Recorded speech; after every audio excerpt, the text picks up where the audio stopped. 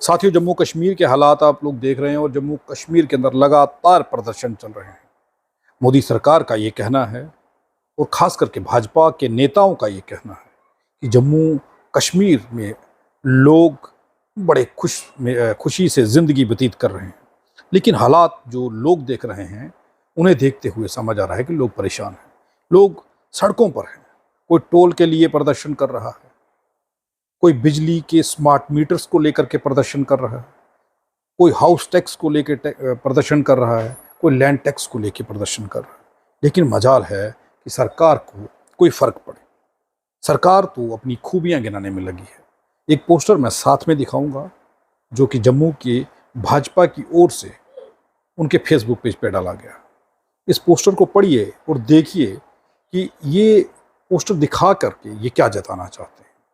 बहरहाल इस पर चर्चा करेंगे और ये जानना ज़रूरी होगा कि जम्मू कश्मीर की आवाम और जम्मू कश्मीर के लोग क्या सोचते हैं, कि क्या वाकई में वो खुशहाल हैं। इस पर चर्चा करने के लिए हमारे साथ अमरनाथ डोगरा हैं, बहुजन नेता हैं वो, और बामसेफ के एक्टिव कार्यकर्ता भी हैं। उनसे जान लेते हैं कि जम्मू कश्मीर के हालातों को वो कैसे देख रहे हैं। सर, पहला सवाल है कि इन दिनों गहमा गहमी चल रही है धारा 370 और 35A को लेकर के, और सुप्रीम कोर्ट में ये मामला चल रहा है और जिस तरीके की बहस चल रही है जी, आपको क्या लगता है देख करके कि क्या होगा?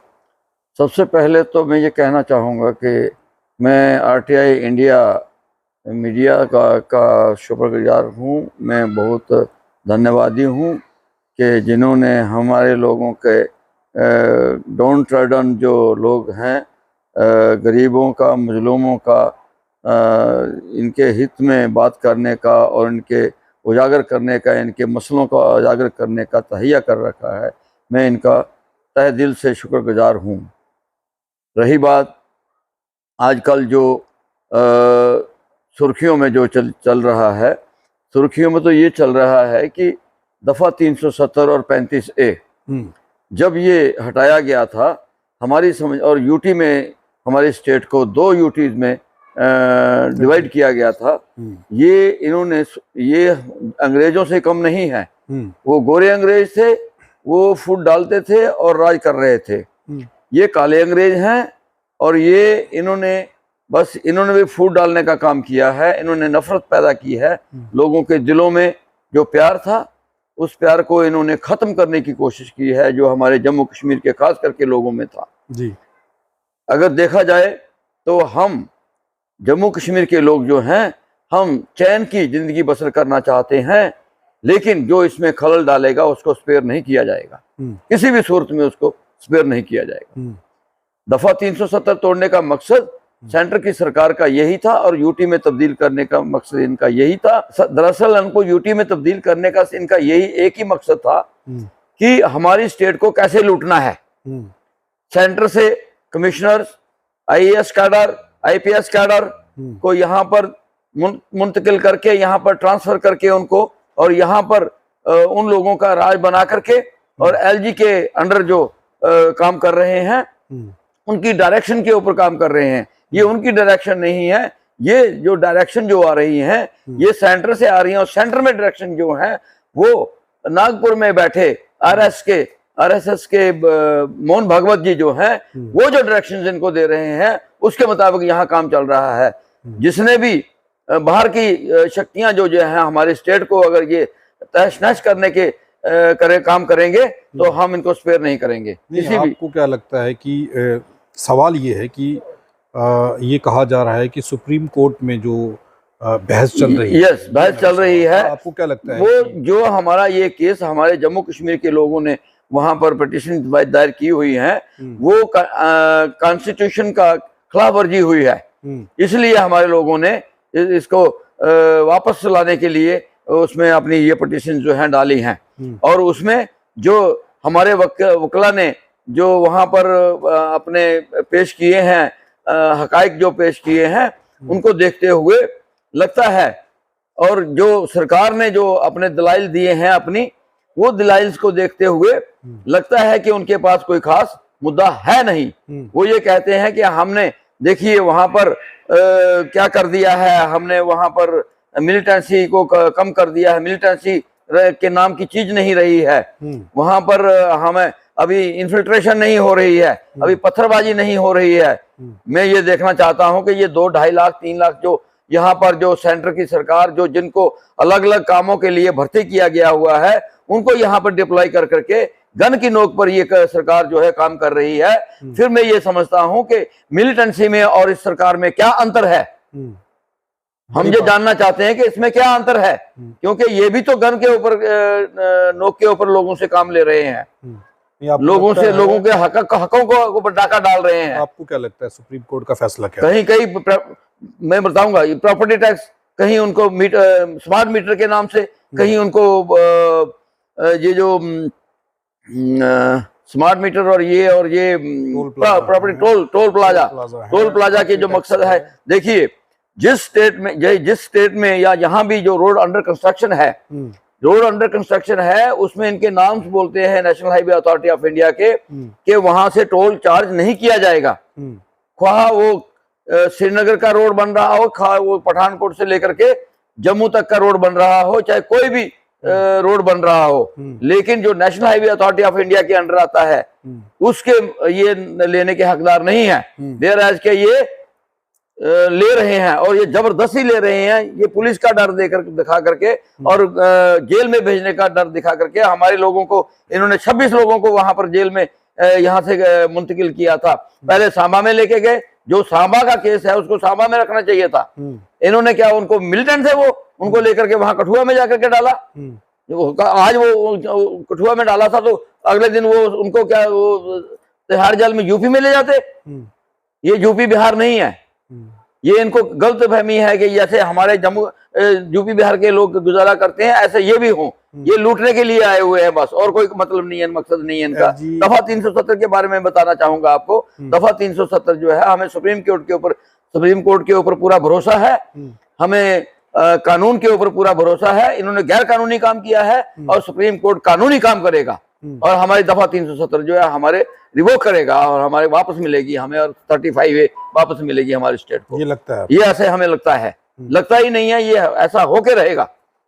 और ये लूटने का काम है, लुटेरे हैं ये हमें लूट रहे हैं। ये एलजी प्रशासन, आम जनता को इसकी नॉलेज नहीं है इतनी। आप एलजी मनोज सिन्हा को कैसे देखते हैं? उन्होंने कहा, देखिए इन लोगों के पास 3-3 मंजिला मकान है, इन लोगों के पास आईफोन्स हैं, फिर ये लोग बिजली का बिल क्यों नहीं देते? इन लोगों को दे देना चाहिए। बिजली का बिल भरने में क्या तकलीफ है, क्या परेशानी है? हम बिजली का बिल कंटिन्यूसली हमारे लोग दे रहे थे।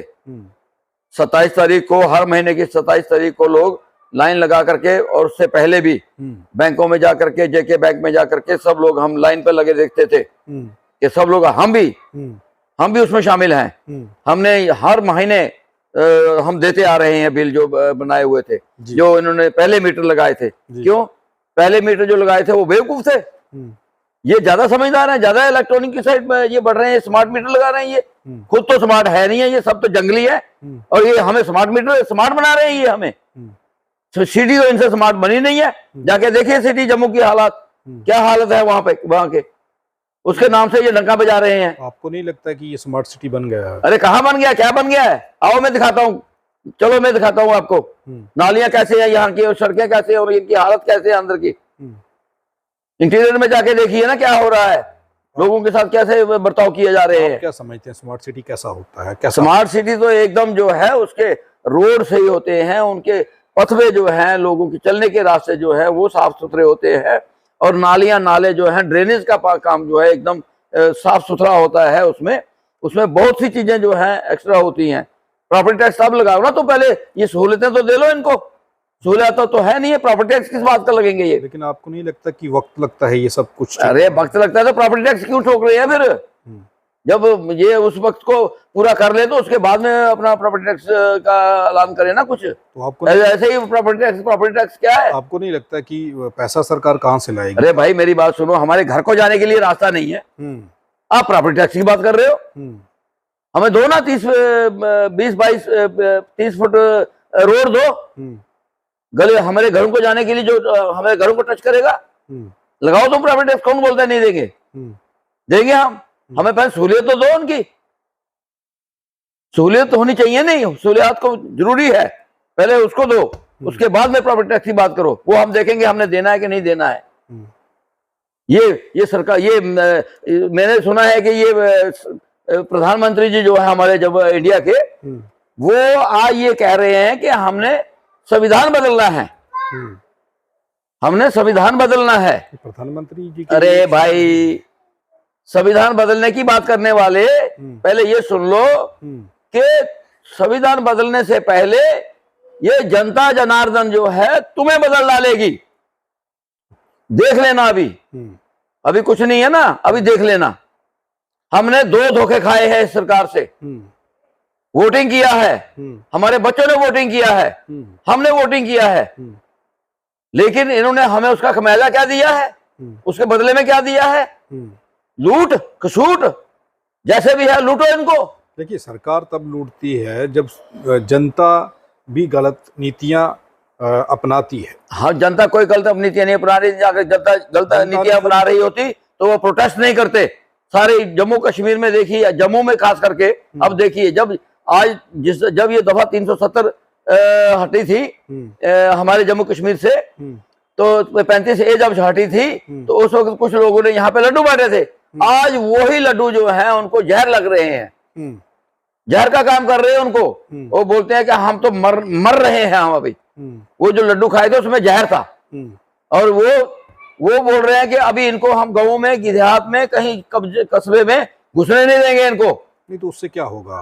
पहले फुल मेजॉरिटी में जिता दिया, अच्छा, अब हराने की बातें कर रहे हैं, उससे क्या हो जाएगा? ये इनकी अपनी नीति है, ये जैसी करोगे वैसा भरोगे। अब ये जैसा ये कर रहे हैं ना, 10 साल में क्या किया है तो वो सारी जनता को मालूम है। भाजपा के नेता ये दरअसल ये सुनो मेरी बात सुनो, ये किसकी बात कर रहे हो? रविंद्र रैना ये कह रहे हैं कि वो 50 से पार जाएंगे। उसको कोई बात करने आती है क्या? मेरे सामने बैठाओ, मैं देखता हूँ क्या बात करता है वो।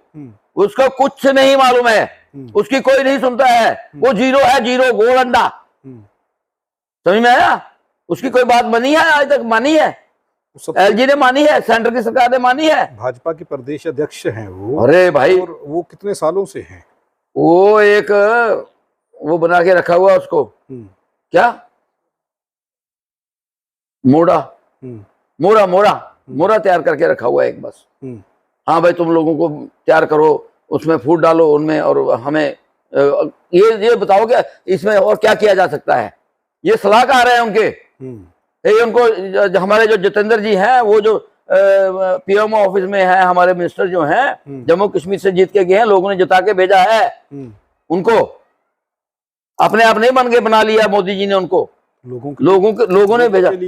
ये वहां उनके सलाहकार है, ये एक्सप्रेस वे उनको बताते हैं कि जम्मू कश्मीर को कैसे लूटना है। एक्सप्रेस वे और लुटेरे उनके साथ जाके मिल गए हैं जो बाकी वाले थे। अगर उनको जिता के भेजा है तो जम्मू के लिए काम हो रहा है, एक्सप्रेस वे बना के दे रहे हैं, 6 लेन बना करके दे रहे हैं। अरे भाई, तो हम अपनी गाड़ियां जो हमारी चलती हैं, हम रोड टैक्स नहीं दे रहे हैं, हम उसका रजिस्ट्रेशन नहीं, फीस नहीं दे रहे हैं। वो लोग कहते हैं अरे सुनो ना, हम उसका वो साल के साल का जो परमिट नहीं दे रहे हैं, परमिट के पैसे नहीं दे रहे हैं, 25-25 हजार उसके पैसे नहीं दे रहे हैं क्या?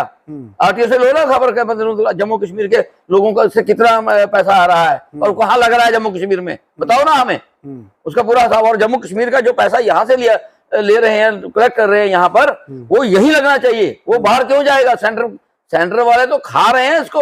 आपको लग रहा है कि पैसा इनकी पत्ती है, इनकी बीच में 50-50 है। यहाँ तो सरकार ही नहीं है। सरकार है ना, वो बोरा भर भर के भेज रहे हैं वहां पे। क्या बात कर रहे हो आप? मेरे से सच बुलाओगे ना तो यही हो रहा है। यहाँ का जो गंगा जी है, वो हमारे चंद्र प्रकाश जी गंगा जी हैं एक।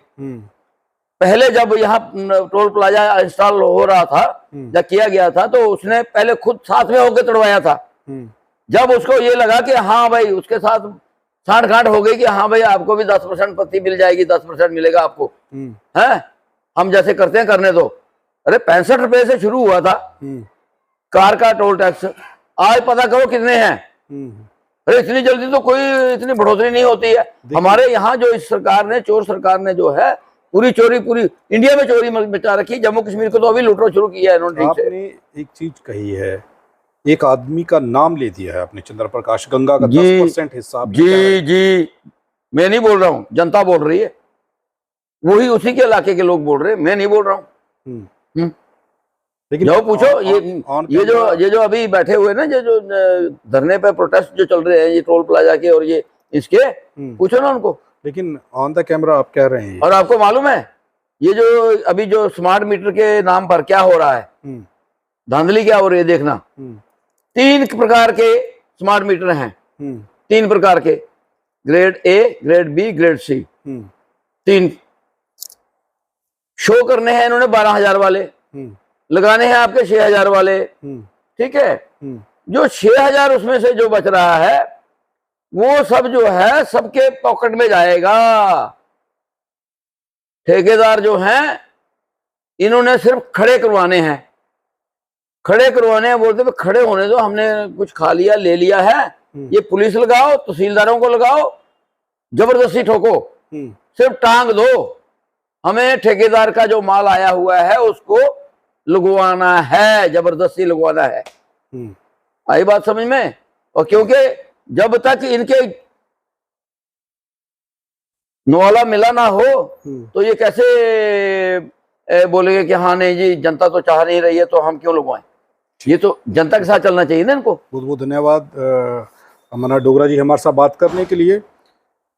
बकरा कटेगा सब में बटेगा, यही कहना चाहिए। बिल्कुल बिल्कुल। जम्मू की जनता को बकरा समझा जा रहा है, कभी स्मार्ट मीटर के नाम पर, कभी टोल टैक्स के नाम पर, कभी रोड टैक्स के नाम पर, कभी प्रॉपर्टी टैक्स के नाम पर, ना जाने कितने कितने टैक्स हैं जो जम्मू जीएसटी है, वैट है, थोप दिए गए हैं। और जनता जो है वो बेहाल हो चुकी है और जनता अब बदलाव चाहती है, ये इनका कहना है। और 2024 की इलेक्शन में बदलाव होगा, क्या लगता है आपको? ढूंढे नहीं मिलेंगे, ढूंढे नहीं मिलेंगे। दुश्मन, असली दुश्मन जो है वो ईवीएम है।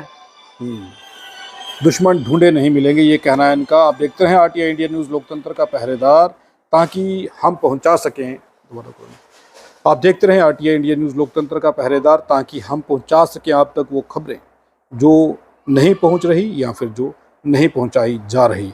खबरों को ज़्यादा से ज़्यादा शेयर किया करें ताकि जानकारी हर उस आखिरी व्यक्ति तक पहुंचे जो मौजूदा सरकार या किसी भी परेशानी से परेशान है। धन्यवाद।